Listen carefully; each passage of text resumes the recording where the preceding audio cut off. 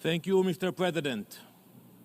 Every year, we go through the same routine, the same tired resolutions villainizing Israel, laying bare the UN's bias and prejudice for all to see.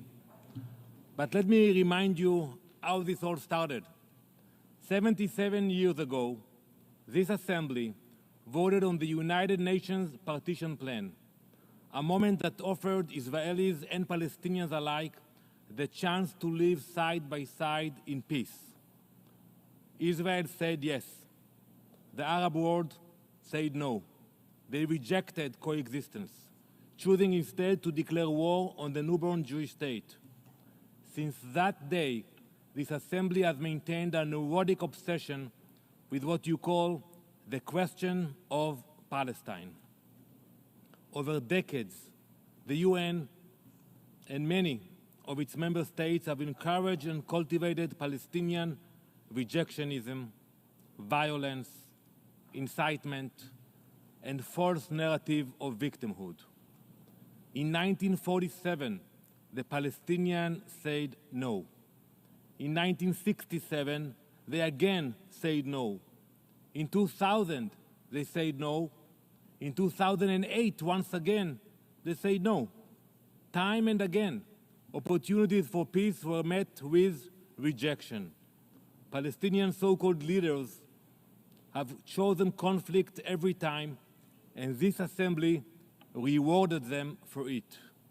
You have reinforced the belief that peace can be postponed and violence is acceptable. Where was the assembly in 2005 when Israel left Gaza, pulling out entirely and leaving the Palestinians to determine their own future? Where were you in 2006 when Hamas violently seized control of the Gaza Strip, transforming it into the world's largest terrorist base? Where were you on October 7th when Hamas mobilized and executed a mass murder? And where are you today, as 100 hostages remain in the most horrifying conditions imaginable? October 7th was not just a day of horror. It was a moment that exposed the true face of Hamas and their allies, who are exclusively committed to extermination and cruelty. Over 1,200 murdered, thousands injured, women raped, children executed, families burned alive in their homes. These atrocities should have shocked the conscience of the world. Yet, to this day, this assembly remains silent. Over the past week, this assembly has passed countless resolutions targeting Israel, yet not a single resolution condemning Hamas, not a single word denouncing the October 7th massacre, and nothing about the hostages still suffering in unimaginable conditions. Shame on you. Instead of confronting these crimes, the UN continues to enable Palestinian rejectionism. This betrayal of peace has no end that we can foresee, unfortunately. But we see very clearly where it begins. It begins in the classrooms. If there is any doubt about the systematic indoctrination of hatred, allow me to share an example of a Palestinian 5th grade textbook. This textbook was published by the Palestinian Authority. This textbook was distributed to schools, funded and supported by the UN and its member states. You, the members of the UN, the righteous nations pointing critical fingers at Israel, paid for this propaganda. Let me quote, Dalal Mughrabi, a name etched in glory, led with an unmatched bravery. In her footsteps, this textbook teaches the children to aspire to, and I quote, heroism and martyrdom. You see her picture. This is what the Palestinians are teaching 10-year-olds. 10-year-old Palestinian children are being told that the path to greatness lies in murder, that death is preferable to life, and that slaughtering innocent civilians is a source of our national pride. That's the Palestinian Authority, it's not Hamas, don't be mistaken. They are explicitly taught in this very textbook that to die as a terrorist is, quote, far better than a life of comfort and ease. Let me tell you who was the mastermind, who was Dalal Mughrabi. She was the mastermind of the 1978 Coastal Road Massacre, a terrorist attack that left 38 innocent civilians dead, including 13 children. Her group hijacked a bus and murdered its passengers. Yet, in textbooks funded by the United Nations, and therefore by many nations in this hall, she is held up as a national hero, a role model, a symbol for children to imitate. Dalal is among many, many so-called heroes listed in the textbook for children. They include many murderers and many Hamas terrorists. This is not education, it is indoctrination. It is a deliberate theft of Palestinian children's future, robbing them of hope and tying them to a legacy of hatred and despair. Still, the UN and its members continue its obsession with Israel. For almost 80 years, you have perfected your obsession with blaming Israel while you blindly fund hatred and violence. If you want more examples, simply look to UNRWA, which uses this textbook in its schools.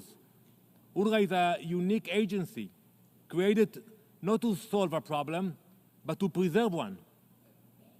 Over the years, billions of dollars have been invested into UNRWA.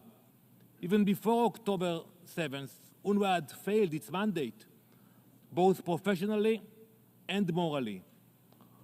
While intended to provide social and educational services, it has become one of the largest promoters and participants in violence and hatred.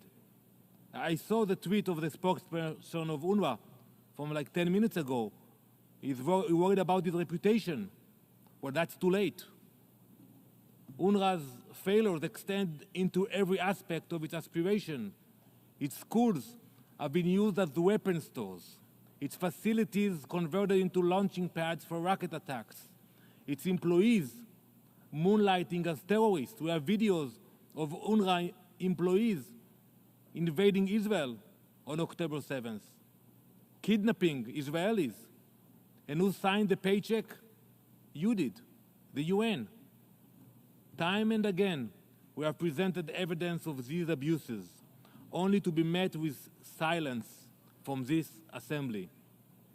This is not just negligence, it is complicity.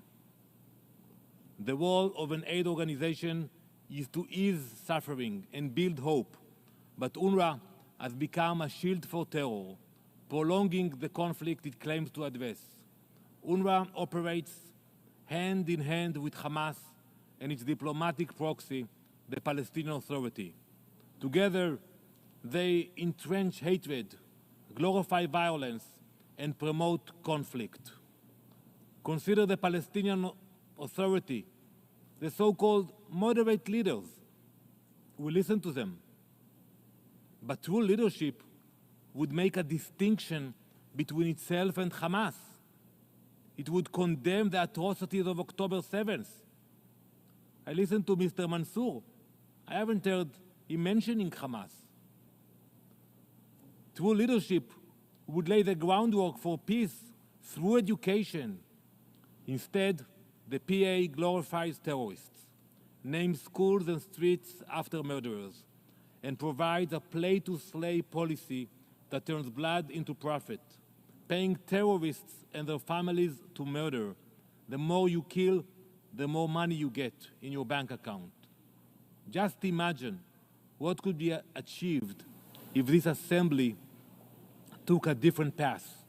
Imagine if the billions spent on promoting hatred and violence were redirected toward building schools that teach peace, hospitals that heal, and infrastructure that connects rather than divides.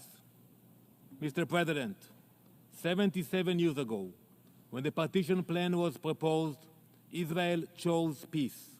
The other side chose war.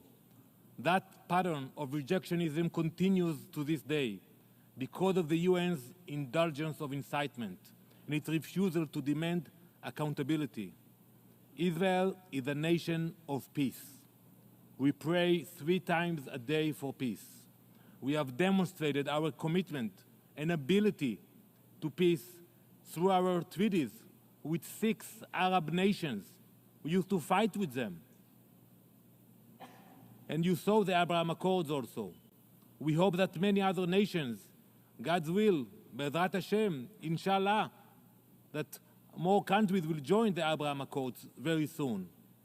But if you truly want peace, it begins with dismantling this infrastructure of hate and the glorification of terror.